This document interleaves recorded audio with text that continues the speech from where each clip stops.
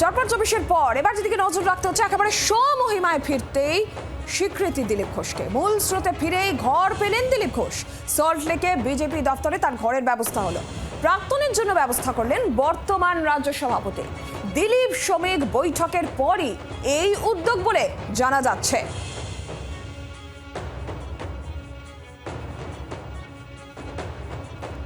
সমহিমায় ফিরতেই এবার দিলীপ ঘোষকে ঘর দেওয়া হলো। মূল স্রোতে ফিরেই ঘর পেলেন দিলীপ ঘোষ।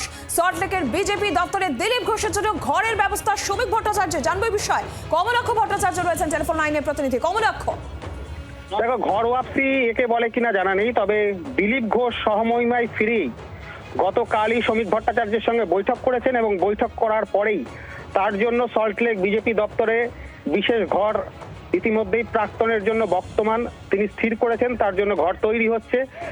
ফের 8 মাস পর সক্রিয়ভাবে দলে যোগদান করবার পর এবার পার্টি অফিসে নিজস্ব সিনিয়র লিডার হিসেবে নিজস্ব ঘর পেতে চলেছেন দিলীপ ঘোষ। ইতিমধ্যেই তার ঘর নির্বাচিত হয়ে গিয়েছে, কোন ঘরটি তিনি নিচ্ছেন সেই ঘরটিতে কাজকর্মও শুরু হয়েছে। সব মিলিয়ে ফের আরো একবার কিন্তু বলা যেতে পারে নতুন বছরে নতুন করে শুরুয়াত করতে চলেছেন দিলীপ ঘোষ। তার ইঙ্গিত অমিত শাহের সঙ্গে বৈঠকের পর থেকেই কিন্তু সেই জট আলগা হতে শুরু করেছে। বঙ্গ বিজেপির সঙ্গে দিলীপ ঘোষের যে দূরত্ব তৈরি হয়েছিল সেই দূরত্ব সম্পূর্ণভাবে কাটিয়ে নির্বাচনে যাতে দিলীপ ঘোষ সম্পূর্ণভাবে উঠে পড়ে লাগতে পারেন, মাঠ জুড়ে খেলতে পারেন, সেই সক্রিয়তা কিন্তু বঙ্গ বিজেপির তরফ থেকেও দেখানো হচ্ছে।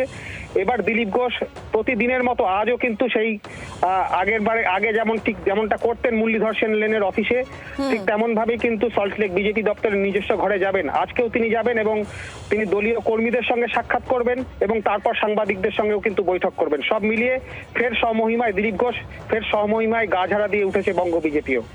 কমলাক্ষ, ধন্যবাদ।